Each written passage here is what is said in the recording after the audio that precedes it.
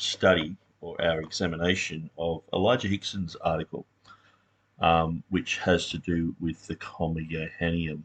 And so I'm just going to check and see we're live here. It says we're streaming.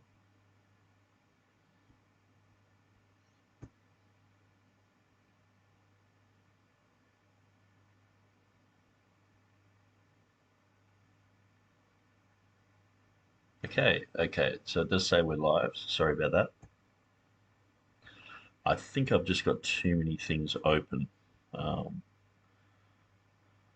I will just quickly shut down a few things.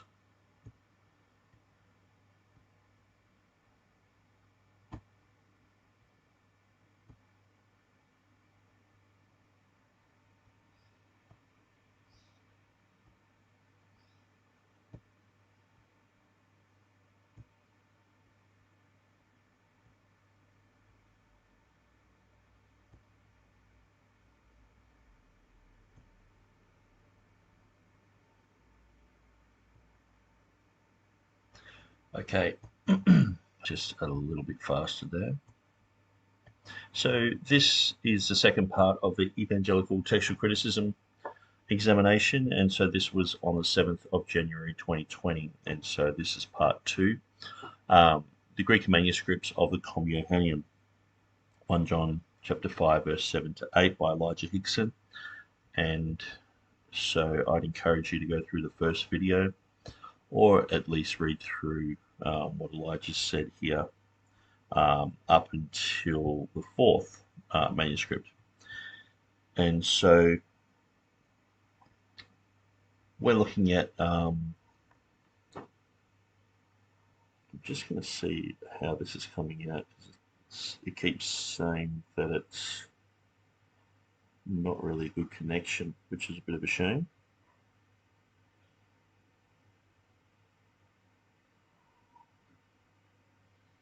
Okay, so we've got a live chat. We've got 3 people in the chat. Okay, yep, that's coming through nicely.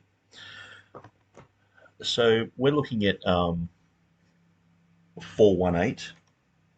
So the date is probably 1573 to 1578. And so we have a nice picture of that here. I'll see if I can open that in another tab to try and get a nice. Okay, so we have, it's a little bit blurry in the middle there, as you can see. Okay, so it can go bigger. So that's hoti tres esin homoteriontes. And so you can clearly see the comma there. Pater, logos, kai, pneuma agion. So yeah, as I said, it's a little bit blurry. Sometimes it's quite interesting to look at the notes in the margin. Sometimes they can be omission notes. Sometimes they can be leading to a footnote. And so, yeah, but apparently this is after the age of printing. And so let's go back to the main article here. And so, yeah, Gregory Aylan, so that's GA 918, folio 390, and that's recto. So Gregory Aylan 918 is another manuscript with Catholic provenance. And this is one of the things that it seems like a, you know, when you read Chick tracts and everything's Catholic, Islam is Catholic, you know, it's like there's almost nothing that's not traceable to the Black Pope somewhere.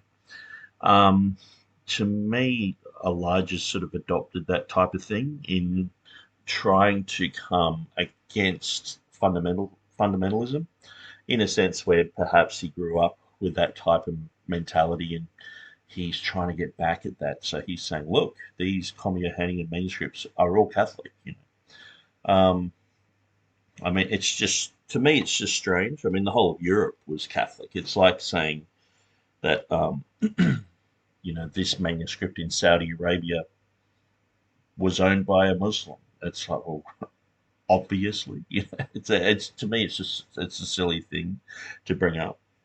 And on both sides, and I understand that there can be people who are like, well, this manuscript was found in the Vatican or exists in the Vatican, and so, oh, therefore it's a Catholic manuscript, and not necessarily.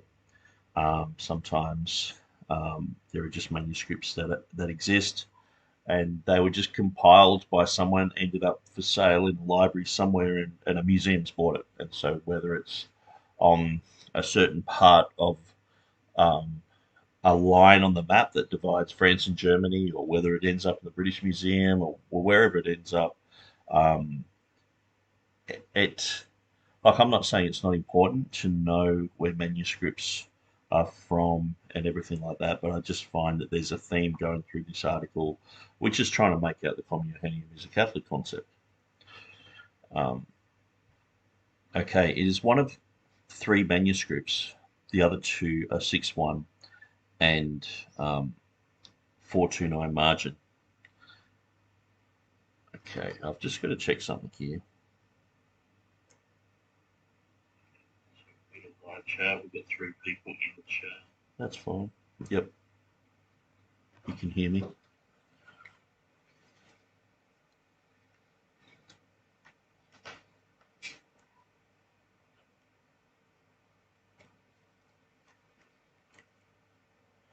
Now maybe that's better.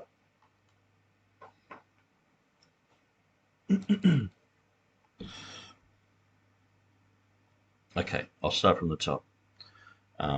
Sorry about this. I'm just decided to go live, and I should have really done this like 5 minutes before, but I'll just quickly fast forward it to the bit where I'm at. I'm just decided to go live, and I should have really done this like 5 minutes before, but that's working. Okay, so GA 918 is another manuscript with Catholic provenance. It is one of three manuscripts, the other two are 6.1 and 429 margin, that have the Communionium in exactly the same form as Erasmus's third edition. So Erasmus is likely the source of the Communionium here. If that were not enough, Watchell, de Byzantinesque text, places 918 in group 453. It is the youngest member of that group by a couple of centuries, and the only other member to have the Communionium.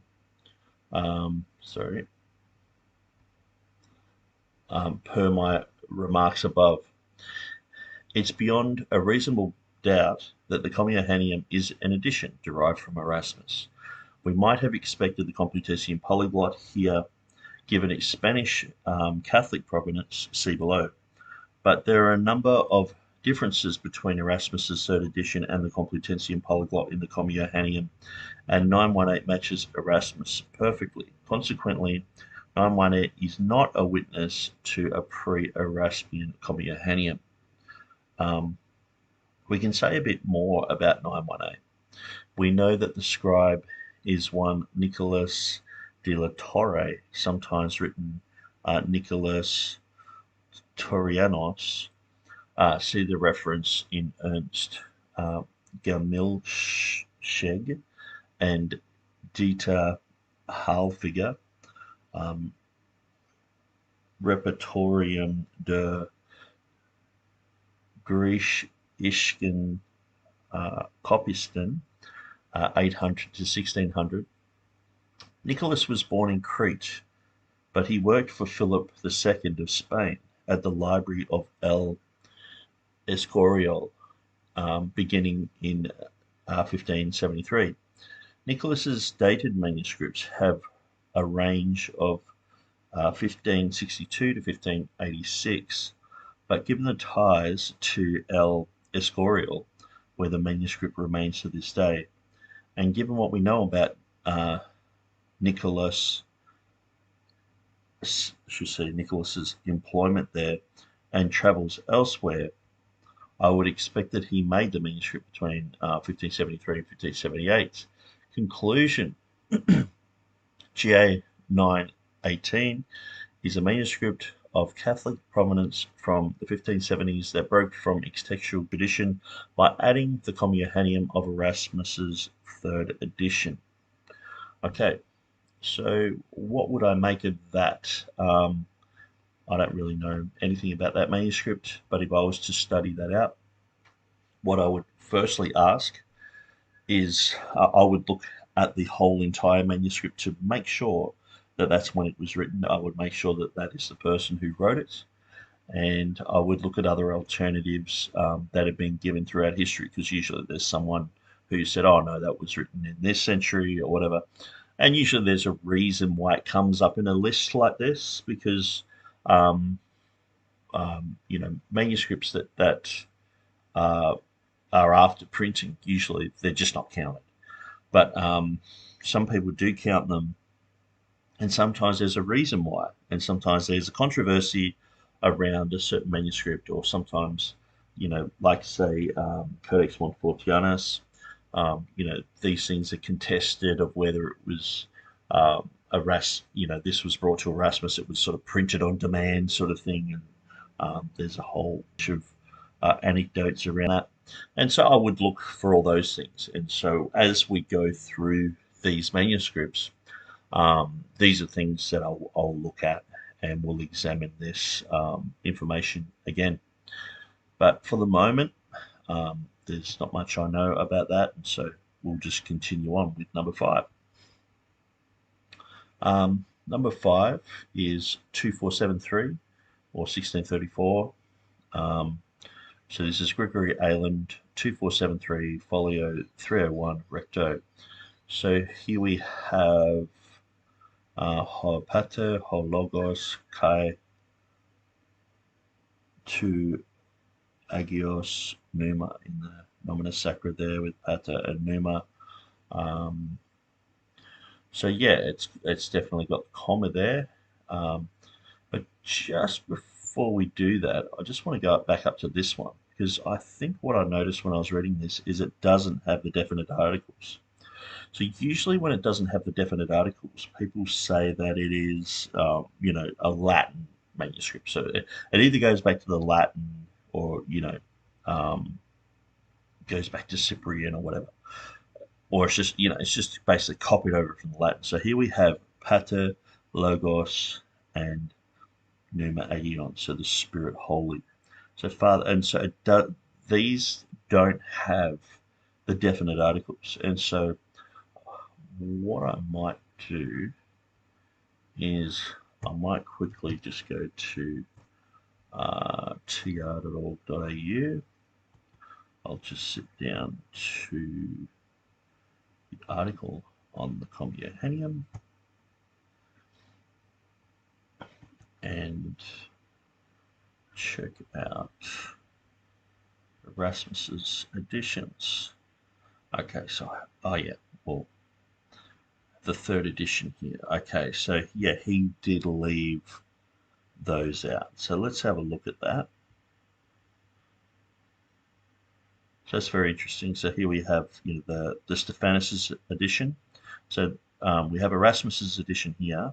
I'll just go up a bit just in case my head is in the road. Pater Logos Kai Pneuma Agiu. So here we have Stephanus', so 1550, Ho Pater, Ho Logos, Ki to Agion Pneuma. So it's very similar, but here we are lacking the definite articles in Erasmus's editions. So that's quite interesting. And as we go along, we will put in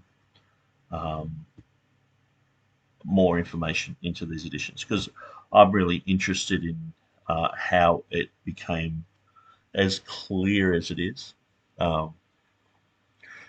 And yeah, manuscripts that have those exact distinct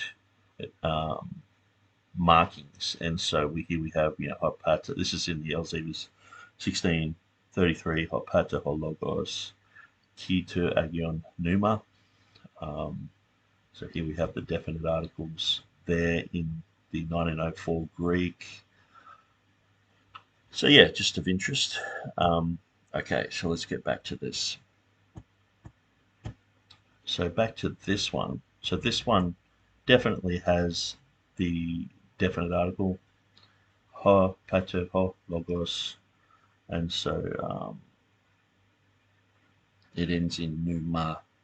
Not what was the other reading? Pneuma agion, and so sometimes the it's basically saying Holy Spirit or Spirit Holy.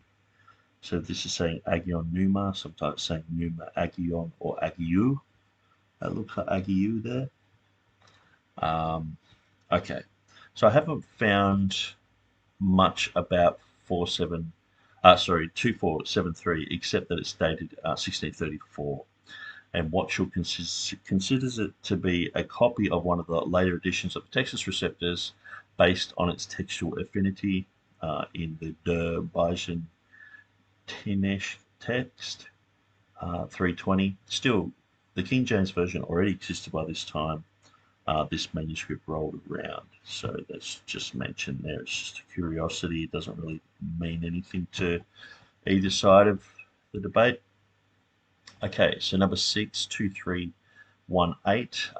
Okay, so this number here is, I thought it was like an old, von Soden number or something like that, or Casper and A. Gregory. Okay, so this one here has Hopata, Hologos, Ki to Agion Numa. Okay, so it looks like it's a completely separate verse. So 1700s. Okay, so then we have this other one. Okay, so that's verse 8. We have the Spirit Numa. Okay, so it actually cuts it short there, which is a bit of a shame. But so it says, yeah, 3 that bear witness, maturity on test, en Tegar on earth, the Numa, okay, to the spirit, the water, Udos, and should say in the blood down here, but it cuts out, unfortunately, but it's got most of it there. GA 2318 is the only manuscript for which the Comma Johanneum spans a page turn. Sometimes it's really annoying when you got this nice set out website and you're taking screenshots of the comma, and sometimes it goes from one page to another and you have to sort of join these two together, and then it never looks good. But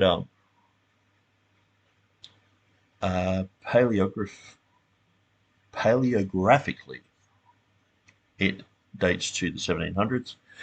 It came to the Romanian Academy Library from this central seminary, but I haven't tracked down more than that yet. It is a commentary manuscript, and the first page, which is Romans, identifies the commentary as that of Oecumenius. Of course, the identification of the actual author of these things is not always easy. If it is Oecumenius, he seems to have advocated the impeccability of Mary, but I haven't checked to see if this manuscript advocates that. Watchell thinks the biblical text is copied from one of the later editions of the Textus Receptus, the Byzantine-ish text. In any rate, it seems to have a clearly non-Protestant provenance in the 1700s. It's like, I just can't understand why he keeps going off about who owned it. I mean, like the whole world was Catholic. I mean, and some countries just remained Catholic. They just, I mean, if it was in Rome, it's in Rome. I just can't understand why he's saying this, like as if it's some sort of evidence against the comma. It's just, there's some strange ideas floating around. Okay, so 177 in the margin, So this was written in 1785. This is number 7. Gregory Ayland, 177, folio 74 recto. So here we have verse 7. Hoti tres esin homaturiontes en uranu pater logos kai pneuma agion. So we don't see the definite articles there. GA 177 is fun. The manuscript dates to the 11th century, but the comma Johannine dates to 1785. Notice it's introduced by chapter. Okay, so he's written chapter and verse, but he's corrected that by verse reference. Edit, I was interpreting the V, oh yeah, as a Roman numeral V indicating a chapter. But now that I think about it, it would be an abbreviation for verses. No, I think it actually is 5-7.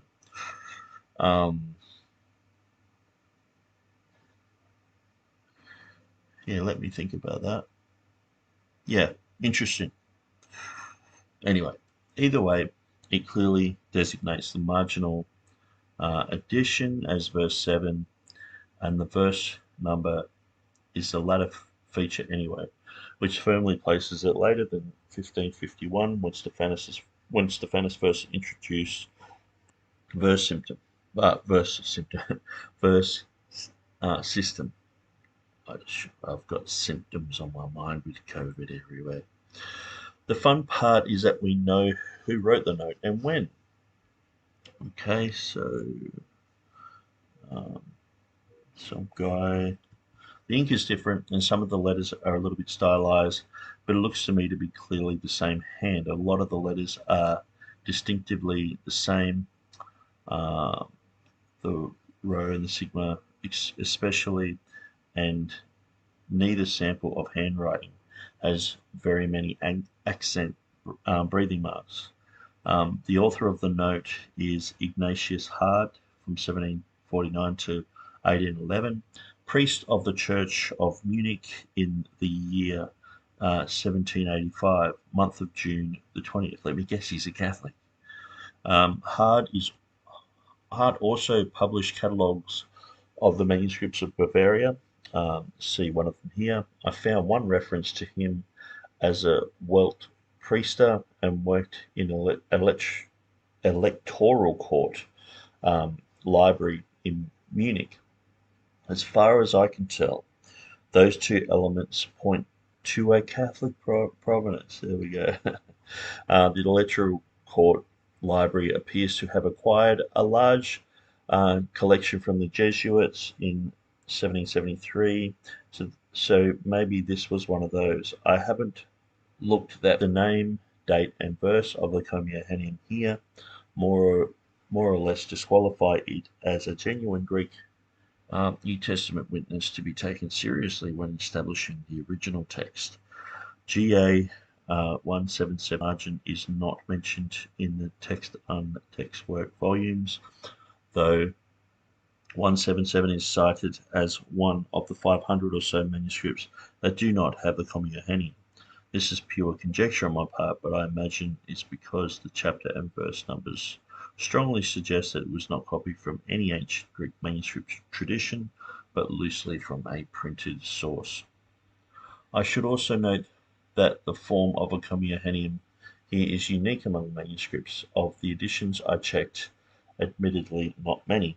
It's closest to the Complutensian Polyglot. It doesn't have verse 8 at all.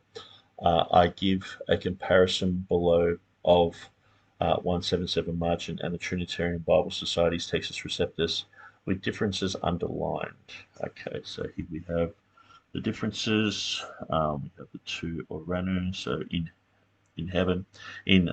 So the ho pater and ho logos, as we pointed out, are missing.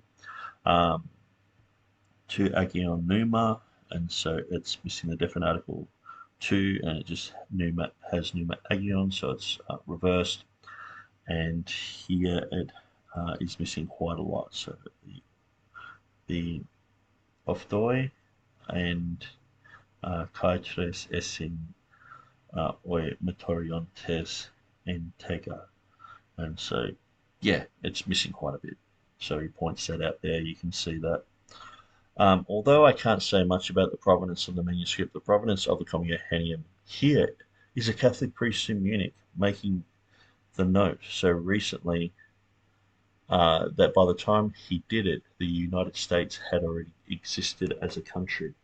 So you notice that these, that he's trying to say this is not a biased sort of look at the Communicationum. But when you go through it, he's just saying it's just Catholic. And he's going through all these ones that are sort of like nothings. And this is just one of the things where, people will say, oh, here's the evidence for the Communicationum in the Greek. And it's like a whole bunch of stuff that's after, like, the King James. And it's like, why would you even bring those up? Now, I understand some people have in the past tried to support Textus Receptus like that. But it's like, I mean, you know, I know young Earth creationists who have used sloppy evidence to promote some of their theories, and it's like, it's just not even worth mentioning. You know what I mean? Like half of this is just nothing. But I'm glad that it's in a nice list like this. But it's sort of like a bit of a, oh, we gotcha. Here we go. There's only a few manuscripts that actually can be considered genuine, and we're like, yeah, we've already known that for a long time. It's only just people who are totally ignorant. And um, one thing, there has been like an article that's come out by Elijah Hixson, and I'll probably jump from this straight onto that one, um, just to sort of, or actually, I might even create my own little playlist on that. But one of the things is he's sort of like talking about the witch TR issue. Um, and I mean, to me, it's almost like saying, oh, I didn't realize there were different presidents of the United States. I didn't realize that. I thought there was just one guy. It's like, how do you answer that? If people are actually thinking that, it's like, a are you illiterate? Like when Stephen Boyce was like, the only book that we carried around in the libraries was the Blue Bound TR. We thought that was it. We were told that was it. For years, we just walked around with that. And I was like, hang on. The only bit that's in English is like 2 pages. And I think it mentions like 17 other editions of the TR. And so it's like, what, you were just so busy reading the Greek that you didn't even look at the English?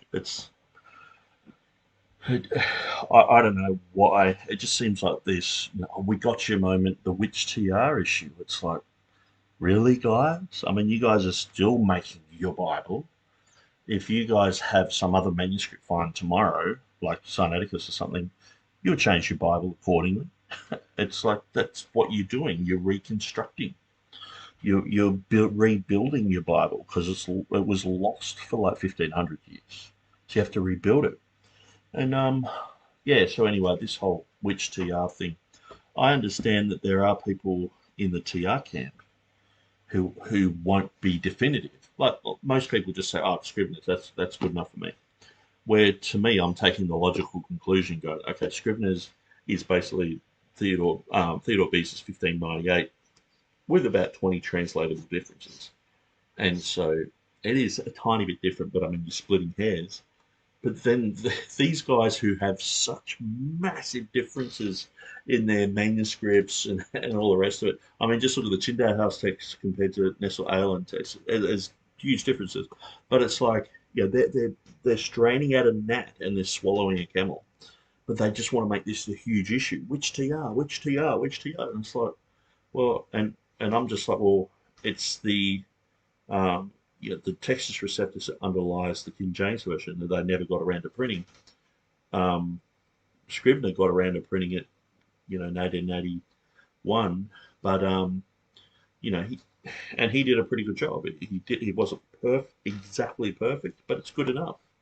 And if you know your stuff, you can use that and the King James, and you can come up with the exact text perfectly. Um, but the thing is, the witch TR. issue, it just seems like this, which president of the United States or which political party. Imagine if I turned around and said, I thought Republicans and Democrats, I thought they were all the same. It just seems so silly to say this, and for people to say, "Oh, when I was a King James only, I used to think that." It's like, um, it's so like I can't even comprehend how dumb it is. That's why I never go there. I just say, look, it's the underlying text of the King James. That's what D.A. Waite's been saying for years, the Dean Burgon Society. If they say, oh, which TR? Well, the one underlying the King James. And then they usually say, well, this is it. Where I usually, because I'm studying these things over and over and over, I'm going, okay, well, this time, this one word here, this one definite article is there, but it's not in Beezus and it's in the King James, and we've got to be careful. I'm splitting hairs over these things. And it's almost like they haven't studied these things themselves. They're just getting, oh well, Nick seems to think that there's a tiny error there, and this other guy seems to think there's a tiny error, and it's like we're going through these printed editions like absolutely splitting hairs because we're translating these things. But when it comes down to it, we're pretty much looking at exactly the same text. So the which TR, when people say, well, the TR corpus, that's what Scrivener used. Scrivener used the 1598 of Beza, but then he used Complutensian Polyglot in a few places. Then he used the Textus Stephanus in a few places, Text of Erasmus in a few places, and he clearly noted that in the first printed editions of these, at the end with the 190 list that he had. And so that's all they're saying. They're saying, well, we go with that, and with the other TR editions where they match up. And so I think the whole which TR thing is just a waste of time. Anyway, we'll deal with that when we get to it. I'm just going to check the live chat, see if anyone's chatting. Okay, we have Vladimir Pandovsky. Hey, Vladimir. Been following your Facebook page. It's been very enlightening. The Byzantine manuscripts were Roman and Catholic too, east or west. It was all Rome. The Pentarchy remained united for a millennia, applying a counter-Reformation narrative to it is anachronistic. Absolutely. And that's what I think. It's like the Roman Catholic Church was a juggernaut that ruled over Europe just like Islam rules over the Middle East. And, to just label absolutely everything as Catholic it's ahistorical, it's poor scholarship in my eyes. And it's almost like he's just doing this to look like Chick tracts or something, early Chick tracts. I know David Daniels would probably make it more of a distinction, but the early type of Chick tracts was just quite sloppy like that, where everything was just Catholic. So good to chat, Vladimir. I had a really interesting conversation with a guy called George. He's a native Greek guy, and he sent me some really good information on Revelation chapter 22, verse 19. And so I'm going through that at the moment, just trying to put as much information on that into my website as possible. But it's very good understanding of what Erasmus did there. And so, I just sort of mentioned that. So let's get back to this. So number 8, 221, a margin after 1850. So why does this need to be mentioned? Okay, so we have in the margin, and so we have ho pater, ho logos, ho agion pneuma. Okay. Gregory Allen 221, folio 150 recto. GA221 was also a complete surprise when I looked into it. It's the oldest manuscript, 10th century, with the youngest Comma Johannine. It's in Oxford, and Klaus Watschel, I won't keep saying that in German, observed that Henry Cox's catalogue of manuscripts printed in 1854 explicitly states that this manuscript lacks 1 John 5:7. And so he has that there in the Latin. I won't try and read that. The implication of the note is that 221 explicitly lacks the Communionium is clear. The Communionium looks to be added after that catalogue was prepared. The one published in 1854, I mean, for all I know, Charles Spurgeon was alive in time to see that manuscript before somebody added the Communionium.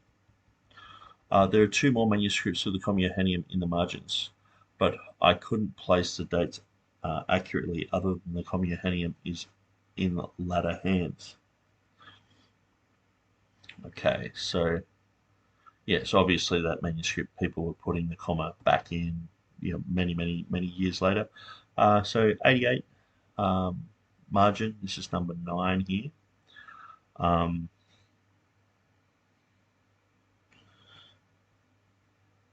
Okay, so yeah, it's got the margin there. G8 88, Gregory Aylin 88 folio 54 recto. G8 88 itself is 12th century, but the hand of the note is later. We know that the manuscript came to the Biblioteca Nazionale in Naples, where it is manuscript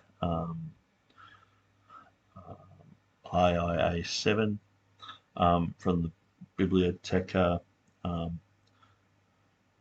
Farnesani, said that completely wrong, which would be the collection of that guy, not to be confused with another guy who has the same name, who would become Pope Paul III, see note on Counter-Reformation.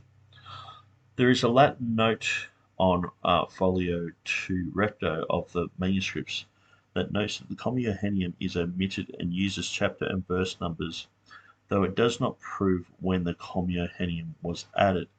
Still, it would not surprise me if the edition post dates printed editions. The only ligature is the chi, and the letters are otherwise cleanly separated. I might expect more ligatures from a native Greek hand of a pre-printing press era. Also, the alpha in the marginal edition looks to me far more like a Latin A than a Greek alpha, but I could be wrong on that. More than that, there are interestingly no nomina sacra used, which is highly unusual except in a printed book, though I can't say much about its 12th century provenance. 88 does have strong ties to counter-Reformation Roman Catholicism by the time the Communionium seems to have been written in it. It's the Catholics are there again. I don't know why. Why would you just continue on with that? It's very strange. Anyway, so yeah, someone's written that in. And, well, actually, that's been written in there. And someone later has written in a note that the comma was put in there. So that would be an interesting one to look at. Okay, number 10. 636 in the margin. Looks very faded there. It's a pretty bad picture, but we see the logos, pneuma, agilon. Yeah, so we can make out a few words there, pater there. Okay, so Gregory Aylin 636 folio 74 recto. GA 636 is a 15th century manuscript, but again the Communionium looks like a later hand. Excuse me. It lacks the definite articles, so it could be an independent translation of the Latin. It's textually similar to Erasmus's third edition, except that it lacks the ophthoi, which Erasmus has. We know that the manuscript came to the Biblioteca Nacional in Naples, where it is MSIIA9, from an Augustinian monastery associated with what is today the Church of San Giovanni a Carbonara in Naples.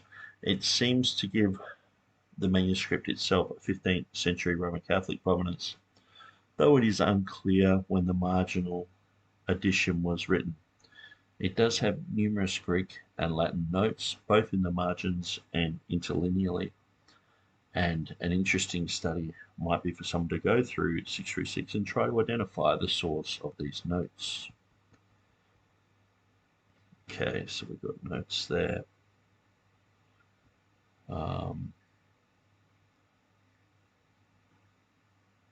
Just trying to picture exactly where we are. Oh, that's just a sample of notes. So I was looking for something that was familiar in 1 John there. Conclusions. I wanted to give a survey of the manuscripts here that goes slightly beyond merely mentioning them. If you're just dealing with numbers and vague generalities, it's really easy to lose sight of the significance of what each manuscript is. To someone who doesn't know how to evaluate evidence, 10 manuscripts of the Johannian might look like it's even more or better, stronger evidence than places where modern editions go with a reading that has fewer manuscripts in support. But when you are so focused on a big idea that you neglect to look at the evidence you are claiming to support your idea at specific points, you don't see things like what I pointed out here. More than that, a lot of people don't want to just trust the scholars. That's another discussion.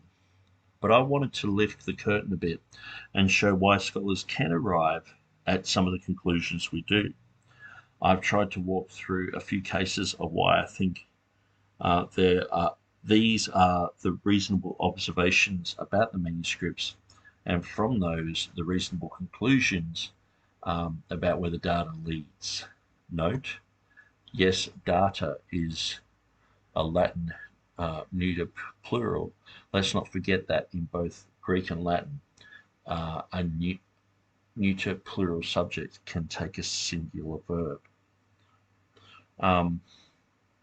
Maybe I've been reading too much from Textus Receptus advocates, but it struck me that some of the arguments I hear from them actually work against the Textus Receptus position once you take the time to step away from the grand claims and look at how the specifics about manuscripts fit in with those grand claims.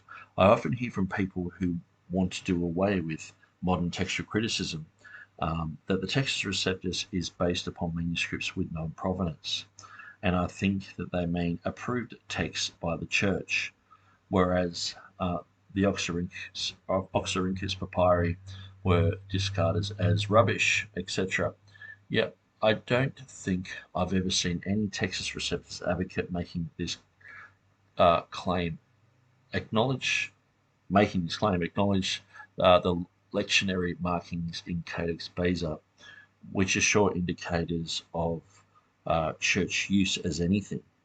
Well, it doesn't mean just because a church uses it doesn't mean that like it's part of an official church. I mean, we understand the Essenes were a breakaway group, but they had their own text. Anyway, in my experience, some of the manuscripts whose provenance we do know are the ones that should be most quickly rejected by people whose position on the text is derived from a particular reading of the Westminster Confession or London Baptist Confession. This is why I made all the references to Roman Catholic provenance in this post. If Protestants, specifically those who actively align themselves with the Protestant Reformation and the Puritans and claim to have the correct view of the text based on confessional statements made in the 1600s, are citing the Greek manuscript evidence for the Johannian. They are appealing to manuscripts produced by, owned by, and used by those whom their own theological predecessors rigorously opposed. So, okay, let's take that into consideration, that a lot of the papyri were found in Nag Hammadi, Obviously, there's a whole bunch of Gnostic material there, so we should just throw out that as Gnostic. You know what I mean? It's like I understand people do that. And um, Metzger he listed 15 cultic groups that were there around the time, of the writing of the papyri that was found at Nag Hammadi. But I just find this whole reading the Catholic thing into it. He's admitted here that he's been reading that into it. This is what he says here. This is why I made all the references to the Catholic provenance in this post. So what he's sort of going against is the whole concept of Jonathan Sheffield. There are certain churches that had the true text, and that went through time, and the provenance of these texts was handed down like a baton throughout time. And I can understand that argument, but you know, I'm I'm not Calvinist. I don't feel I have to adhere to the Westminster Confession or the London Baptist Confession in all points. I can agree um, with a lot of the conclusions there, um, but sometimes I find that if something has been brought through, say, the Latin, say in this argument, when he's like, well, there's this, it's very slim in the Greek. I'm like, well, yeah, but it's strong in the Latin. It's 95% of the Latin manuscripts. So let's go through them. Let's do a whole article on them and bring all those up and talk about them. And that's where I find that he's not even going to go there, and he's not going to go the grammatical argument either that I actually put in the comments here. Um, and so I just sort of feel it's like looking at one tiny bit of evidence, but throwing out the rest. Now, if we were to turn the table, say with the last 12 verses of Mark, um, now if I was just on doing something on the fly, like having a debate or just showing someone, some of the evidence, I'd say, look, 99.9% of the manuscripts in the Greek, they back up the last 12 verses of Mark. There's only two that don't, Vaticanus and Sinaiticus, but these critical text guys go with those. So they don't care about the majority text. They throw that out whenever they can. But the only time they care about it is when it goes against the TR. Um, because as I've said, it just said there's 500 manuscripts of 1 John. They wouldn't care if you've got 497 or manuscripts, 498 manuscripts. Uh, the last two of the Vaticanus and Sinaiticus that don't have this, they would still not have this verse. They don't care about the Byzantine text. They want to throw that out. The embarrassment of riches is nothing to them. They throw that under the bus.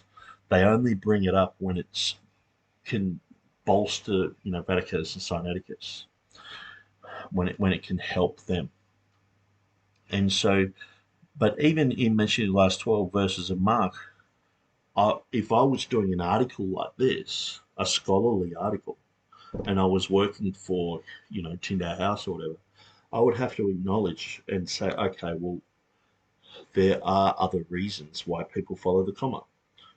People follow the comma because of the strong internal evidence and also the strong Latin evidence. And I would bring those into the argument as well, not just totally ignore them, pretend they never exist. So say with the last 12 verses of Mark, I would have to say, look, okay, let's look at what the early church writers were saying about this. Let's look at the arguments, say that someone like Dan Wallace or James White or whoever, that they would bring to the table and say, well, these are the reasons why. It's not just Vaticanus and Sinaiticus, it's these other reasons. And so I would have to say that in the article as well. But I just find that these guys just completely avoid those things. And usually when you bring them up, they're completely dismissed as just like you're talking about blue alien blood or something. You're talking about Area 51 UFO nonsense. It's just, oh, that's stupid. Where this the whole area of the grammatical argument, to me, it's huge. And to me, it makes more sense to see that the Greek church, um, that this verse became corrupted in the Greek, whether that was because there were so many, um, there's so much nomina sacra, the nomen sacrum readings, the Father, the Logos, the Holy Spirit, these three are one, the Spirit, the water, and the blood. If these are all, like, many times, even heaven is sometimes in nomina sacra, you could have a whole cluster of nomina sacra, which could confuse people in the early church, bringing that through. Or perhaps it was considered a corruption. And so there are a lot of Trinitarian controversies, and so it could have been considered a corruption. I'm yet to make any conclusions of why that dropped out, but there are some logical reasons as to why they could have dropped out. And so, um, so to me, it just makes sense. I mean, considering that it's so strongly attested in the early church writings as well. So it's not only just in the Latin, but early church writings and also the grammatical argument. I mean, there's a lot of other evidence, but they just like focus on the Greek. But then when you get to 1 Timothy chapter 3, verse 16, with God was manifest in the flesh, it's strong in the Greek, but it's weak in the Latin. So there was corruption in the Latin, which can be easily seen. But they go with the Latin there because it helps with Vaticanus and Sinaiticus. So you see that they're not really consistent. It's just whatever backs up Sinaiticus and Vaticanus. But it's funny, when they contradict each other, they usually start with Vaticanus. But sometimes they throw a spanner in the works and just go the opposite, because I guess science. Anyway, so I'm going to keep reading through this. To bring the evangelical back into evangelical textual criticism, one of the most liberating things to me. Now listen to this. This is like what I find happening. It's a really strange thing. Is people who are involved in textual criticism, people who are coming against the TR, they're constantly trying to reassure everyone that they're saved, and the King James people are probably saved too. They're our brothers, and so are the TR people. They're saved, and all this sort of stuff. And it's like, look, calm down. I'll just read through this and then I'll talk about it. To bring the evangelical back into the evangelical textual criticism, one of the most liberating things to me is to know that Jesus is powerful enough to save me, to grant forgiveness of my sins, and to reconcile me to God, and God's promises. And God's promises to preserve His word are so strong that I am not powerful enough to screw it up. I mean, anyway, I'll talk about it later. As a result, I don't have to scramble to explain away things that are difficult for my position in order to preserve the integrity of my position, because that would be exhausting. When it comes to manuscripts, I can let the chips fall where they may, because Jesus is king. They're his chips after all. As my dad always says, the truth don't hurt unless it ought to. I can take rest and comfort in the knowledge that I must do my best with what I've been given. And if I make a mistake, well, I've been wrong before. Just ask anyone who was at my 2016 SBL paper edit, or ask a friend who found a typo in this very sentence before I updated the post just now to fix it. And I'm sure I'll be wrong again. But no matter what, Christ is enough, and I am not powerful enough to thwart his purposes. Well, doesn't that come against the whole concept of someone like Marcion? Marcion caused a lot of problems, and it seemed like anyone writing in the early church had to come against Marcion and explain the issues and the problems that he caused.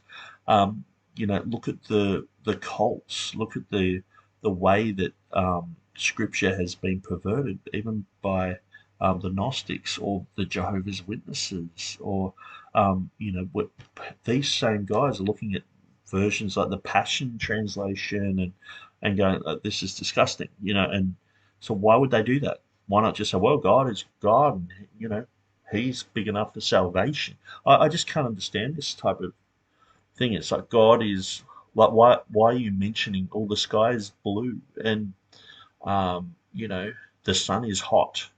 It's like, why state the obvious and then say, it doesn't matter what I do, the sun's going to keep shining.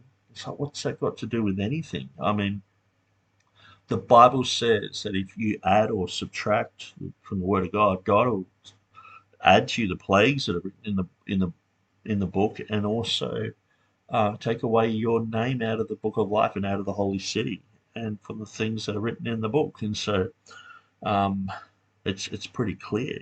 And so I don't understand this thing. And one of the things that I'm noticing, like say with Mark Ward, or even in my debate last week with um, Rob Rowe, a lot of these issues are, um, or these guys constantly talk about salvation, and my King James only brothers, and my brothers in the Lord, and all this sort of stuff. And it's like seriously, even if someone believes exactly the same as me, I don't necessarily turn around and say, hey, you're a brother, you go in heaven. I don't know their heart. I don't know if they've, I've had people living with me. We go to the same church, we're praying, we're evangelizing, we're doing stuff. And then 3 months has gone by, and I'm like, man, there's just something off about this. 3 months goes by, and the guy says, look, I've been sleeping with girls in the park, like homeless chicks. I'm like, oh. And but the thing is, what was coming out of his mouth and everything, it was all legit. And so this is one of the things where I can't understand why people are constantly trying to reassure others that they're saved. If you're saved, you'll know it. If you're saved, you have the comfort of the Holy Spirit and everything like that. But the only people who really have to uh, assure that they're saved would be the unsaved. Would be people who don't hear the voice of the shepherd, who don't have the comfort of the Holy Spirit, or the the the encouragement of God, or the power of God in their life. And that those people, you constantly reassuring them in a false security, because they're not really saved. They're dead religious. They're the types who say, Lord, Lord, didn't I do this and that? It's like, depart from me. Or they're part of the parable of the sower, where they're compromised, and they don't want to be teased as a whatever label. They don't want to be judged. And so they're like, well, I've fallen away, but I'm still going to church, but just don't judge anyone. You know, these people exist. Whole church movements are based on don't judge. Yeah, there are people who have the word of God choked out of them, the parable of the sower, and there's no more word left in them. And they're just dead religious people. They go to a building, they gather together, but on the day of judgment, Jesus is going to say, "Depart from me." And so I can't understand why people would constantly, especially someone like me, I get labelled a heretic, King James only. Yes, you're an occult, you're this and you're that, and it's like, okay, well, I guess I'm a cultist. But then when you're talking to them, they're like, "You're my brother in the Lord." So just stop with the compromise. And a lot of these people are Calvinists too. I can't understand this, because they would enjoy reading Luther. Luther was full on. He would draw pictures of a bum playing a harp and say, these are the guys who are coming against me. Read Matthew 23. Jesus, like, you bunch of snakes and serpents, and you religious psychos, and you whitewashed tombs, and just read through that.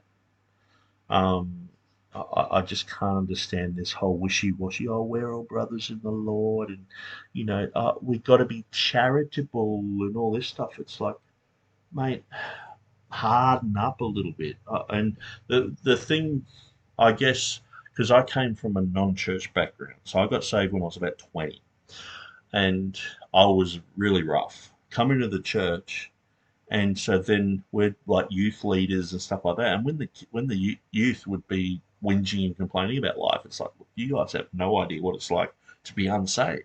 You're whinging about your parents that they've got a few rules here and there, but it's like, man, you're better off having these rules and having zero rules, and you're out at 2 o'clock in the morning in the middle of the city with a bunch of people breaking windows and doing drugs, getting drunk. You don't realize how blessed you are. So we would be pretty full on with saying things like that.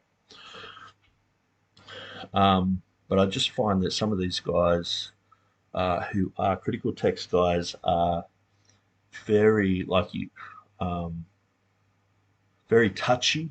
You say something and they're shattered, and it's like, man, just harden up a little bit. Anyway, I find that this is happening online quite a bit. So these are the sources, a few catalogs and sources I used in case anyone wants to double check my facts. And so the Alens are there. Um, so Brown. So that would be good to look into. Actually, that's the book that I really want. Um, Henry Cox. Um, so he's written a whole bunch there, so I won't bore you with going through that. Now we do have 51 comments. Um, so maybe what I should do, I should stop it there, and I should go through and read ahead through the comments and work out which ones are worth commenting on. So, and some of these guys are names that are constantly coming up. I find that there are quite a few people who are coming against me. Say like Matthew Rose there.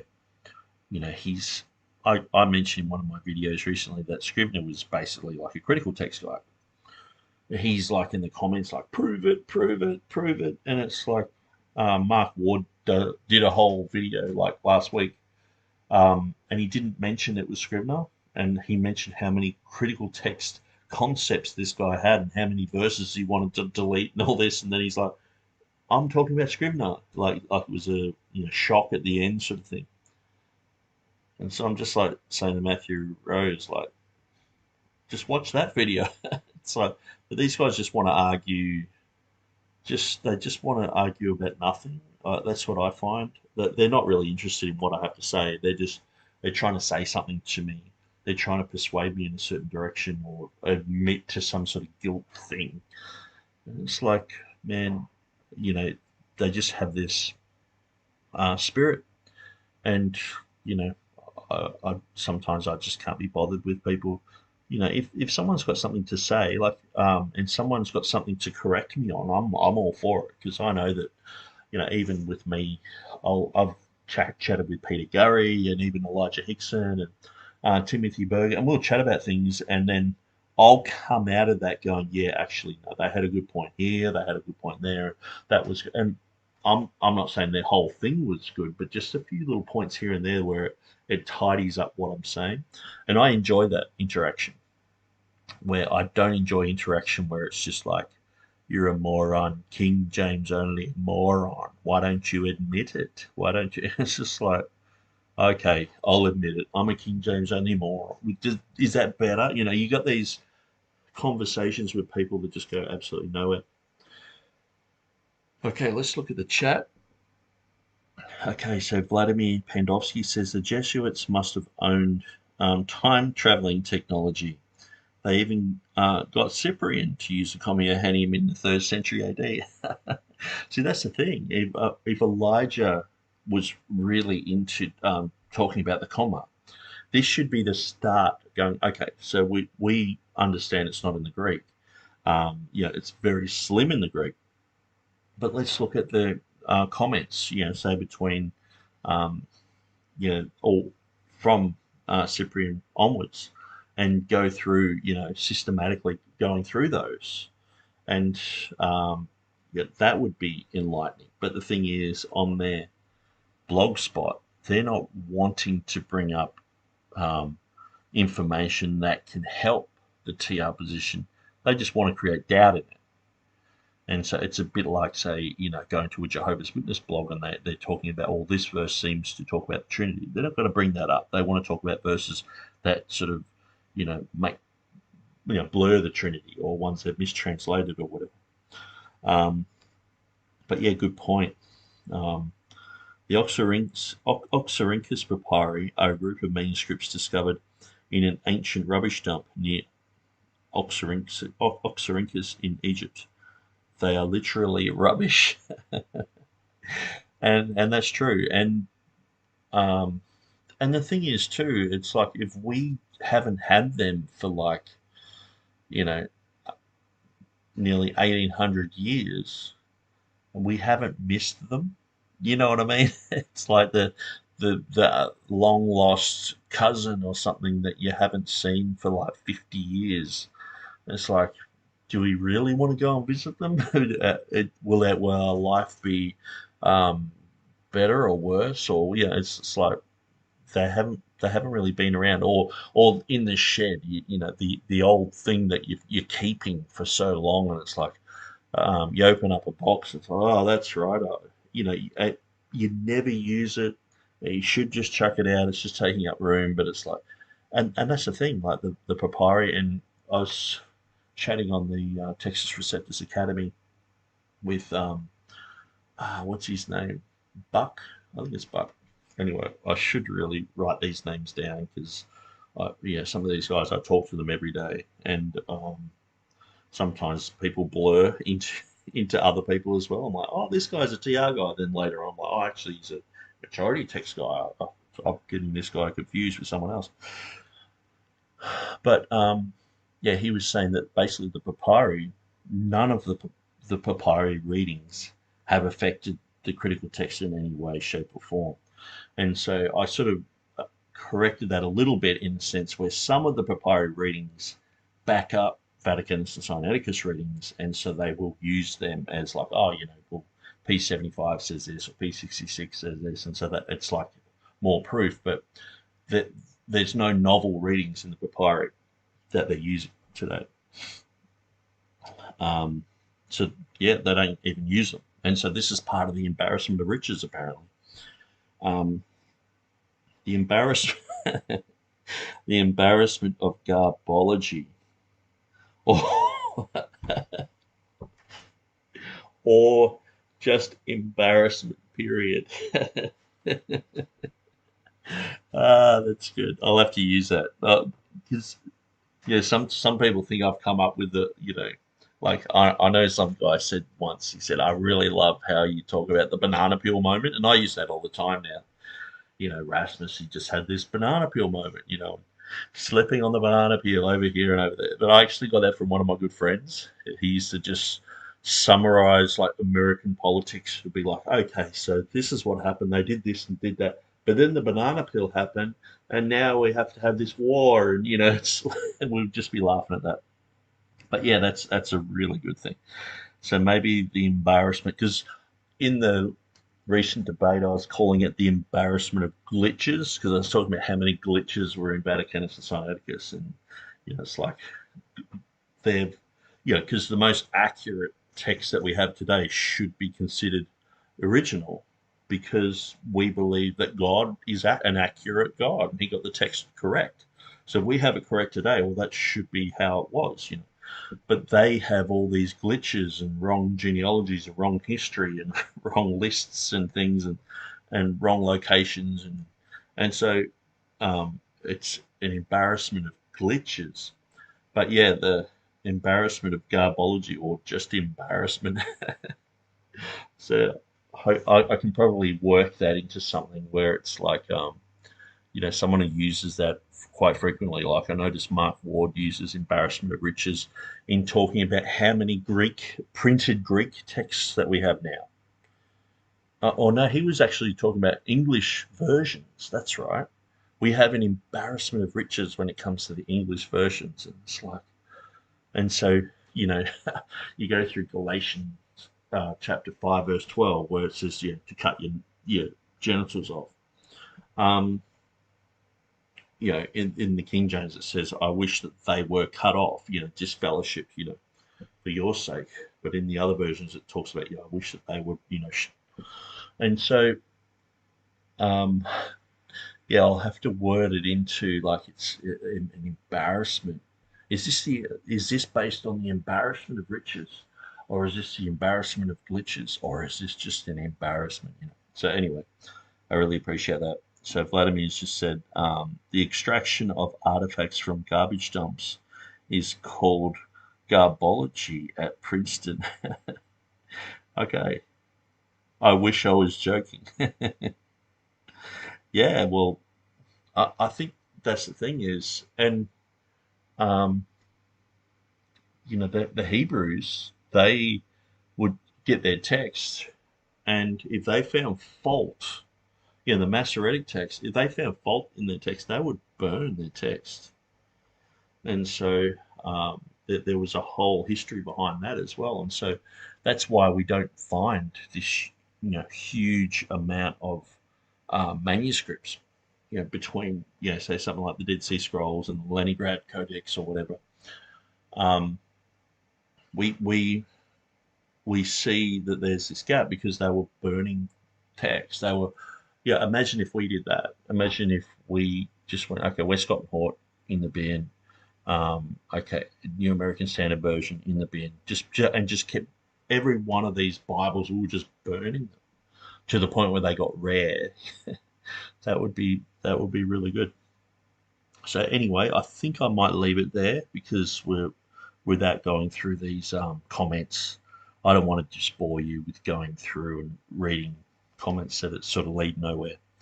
Um, but yeah, thanks for joining us, guys. And I'll continue through this one, but I'm going to start another video series soon about the debate that I recently did. And so, um, and just a quick, few minutes, I'll just quickly chat about that. So it was a little bit difficult talking with Rob because I knew that he wasn't a Textus Receptus guy. I knew that he didn't really know much about the whole concept of Westcott and Hort and how they usurped the text and the Reformation period. Like he would have just like even sometimes I'd summarize something. He's like, "Well, I just agree with what Nick said there," and so it's pretty hard to have a debate against someone when your main strengths are something that are their weaknesses. And so I was sort of trying to bring it to the Old Testament and trying to get him to say things that usurped the text. That he was saying the Ugaritic usurps the text, that the Dead Sea Scrolls, usurp the text, and then I can bring it around sort of later on with follow-up videos and say, well, this is what Rob said here and there. There's sort of like a whole rabbit trail with the Michael Heiser stuff, and I really appreciate the material that you guys sent me, especially Vladimir sent me a whole bunch of material that just after the debate, because I read it before the debate and then I went through it after the debate, and I was like, man, that is absolutely spot on about the Michael Heiser stuff.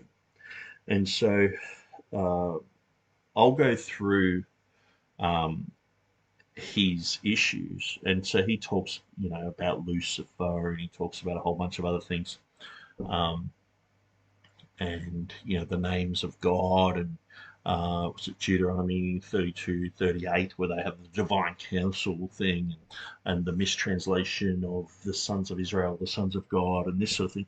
So I want to bring clarity to those issues, and um, obviously debating with someone like that is like, especially on such an open topic, it's like you're going to debate a Mormon on textual criticism, and it's like, where are they going to go? Which verses are they going to say are out? And even with Jehovah's Witnesses, like I've had so many dealings with Jehovah's Witnesses that I know where they're going to go, and usually it's exactly the same as critical text people. But yeah, with Catholics, you sort of know they're going to go in a certain direction. But with this stuff, it was like it was sort of sliding in all directions. And when I was studying up to it, I was like, he's definitely going to go the Ugaritic route. And so I'm trying to, as much as I can, like cramp, as much Ugaritic knowledge as I could into my mind, And in the end, he didn't really go there, and so it was sort of like, oh well. um, and so yeah, when I was debating, it was like some things I didn't want to bombard the audience with a whole bunch of information that didn't really go well. Every now and then, I'll just sort of say, well, this is the critical text is like this and it's like that. But some things I had written down and I just skipped them because I just felt that it just, you know, it just didn't need to be said. But I think I nailed him on quite a few things. But I was actually surprised that verse that I brought up about how I was wounded in the house of my friends. What are those scars on your hands? What are those wounds on your hands? I was wounded in the house of my friends. Where, some of them say, what are those wounds between your arms? And what are those wounds on your back? And what are those wounds? I think the message has a black eye. And to me, it just seems so absurd and so dumb that they can't get it correct. Even if you leave the King James out to these other versions, they can't add that up. And I could have gone with any example. Like there's so many examples of just animals. Some say it's a porcupine, and others say it's a seal, or what. They just have these weird things. Um, and so I just sort of picked one that was like, okay, this is totally absurd. Let's go with it. But it was really strange because he actually and I think it was actually brilliant of him to do this, and I was shocked that he did it because it was just totally by random chance, and I think he might have thought that I'd done this on purpose, but I didn't. Where um, he brought that back to Psalm 22 and about the lion and the piercing, and I'd sort of, it's one of those things that gets brought up quite frequently with Jewish people, but because it's a prophetic psalm, we're looking at that. And it seems like a lot of the prophetic issues seem to be that they seem to be at loggerheads with the King James reading, and so Heiser seems to go through these, and I don't know, for some reason by going with the wrong reading, it ends up being even better apparently.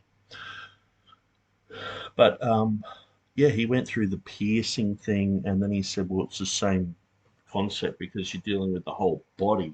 So that's why it's on your back and on your hands. I was like, actually, like, I'm not saying that that's a true answer. Like, I think things need to be translated, as close to verbatim as absolutely possible. But I was like, that's a clever answer, like just the way his mind went there and came back with this answer, and it just seemed like he was waffling on at the time. I was like, oh, he's just waffling on, and he's got his scotch and all that. But when you actually listen to it, it was like, actually, that's it could seem to someone that that's a really good answer. I thought it was very clever of him to do that. And so, anyway, I'm going to be going through the debate, just the whole thing, probably, another, 10 videos or something like that, and just constantly going through it and trying to answer absolutely everything that he said. And I'll try to get him involved. He might even jump in the chat and talk about a few things. Another good thing that's come out of all this is when I was chatting to Donnie. Donnie, he does the Young Earth Creationist stuff, the Standing for Truth um, uh, YouTube channel. So he said, look, there's not really anyone who does the King James stuff on that channel. And he said that oftentimes people are saying, oh, the communion shouldn't be in there, and this verse shouldn't be in there, and that verse. So he's going to challenge these people, like Nick Sayers will debate you on that. And I said, look, I'll debate anyone on anything, and I actually prefer to have guidelines and goalposts where I can debate a subject, whether it's Revelation 16:5 or caught in adultery. When it's just a broad thing, it can sort of end up anywhere. And that's fine too. So, in a sense, I just said, look, I'll debate anything.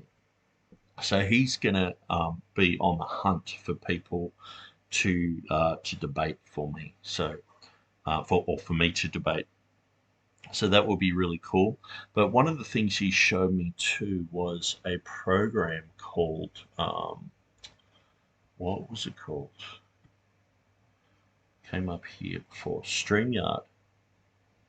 Okay, so StreamYard is sort of like a program where, see, I use this one here, which is OBS, and so it's free. It's very easy, and I can just sort of put me anywhere on that, and it'll just come up. That's where I'll be, and so it's very good for me reading through this stuff.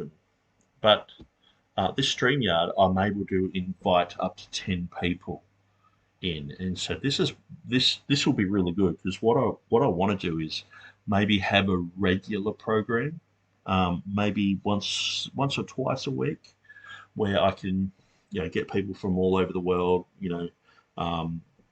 even contra people like Peter Gurry and Timothy Mitchell and Elijah Hixson. I'm sure I can get these guys to jump in every now and then.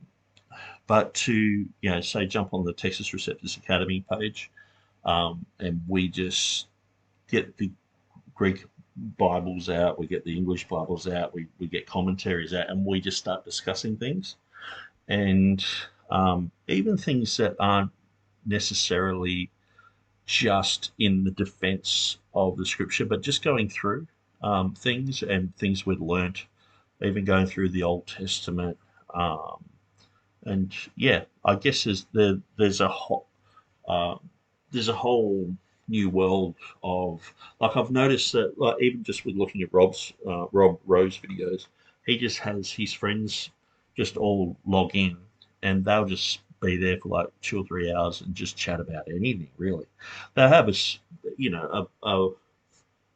they'll have a look at something, but I guess too, when I'm going through some of the debates and things like that, I could actually go through some of the debates and have people chime in and say, look, I think this is a really good point, or this is a really bad point, or whatever. I could even set up debates as well, and invite people for debates. That would be really cool.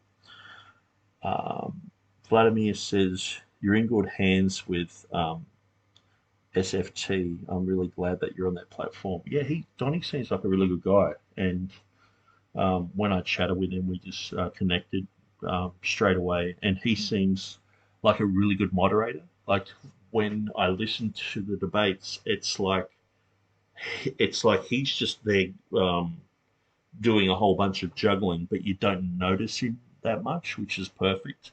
It's a bit like a referee in a match. The referees you don't even know are there. They're the best ones. And so, he's very good. And so hopefully that will open a few more doors. And I know I've got to polish up on a few things and all the rest of it. But it'll be interesting. I think it will be good to, like, say someone like Ken Hovine. I know that he's a King James guy. It would be good, perhaps, if we can even get together, and maybe I can go through some of his old King James material and just say, look, Ken, this is why we're sort of saying that some of your stuff isn't up to scratch, because he was saying things like I remember when he said, the King James translators had 5,000 manuscripts that all said the same thing, and that's why they had a good Bible, and it was really cringy. It was like, man, that's just so wrong. Like, it was sort of, it was stuff that was said, but he's half heard it. And one of the problems is knowing textual criticism like I do, when you hear that, I'm thinking, is there stuff he's saying about young earth creationism that I don't know about, because I'm not a scientist and I'm not listening to that stuff regularly? Is there stuff he's saying that other people are cringing on and go, and so that's where I thought, if I can even go through his stuff and just say, look, just say it this way. This is more correct. This is more accurate. This is better. This is a better way to explain it or to look at it. And that would be pretty cool. Anyway, guys, thanks for joining us. We'll see you next time. So it's Sunday night here, and so I'm going to be very busy for Christmas. It's a mad Christmas rush at the moment, but hopefully I'll get in a few videos before then. And God bless you. Thanks for joining us.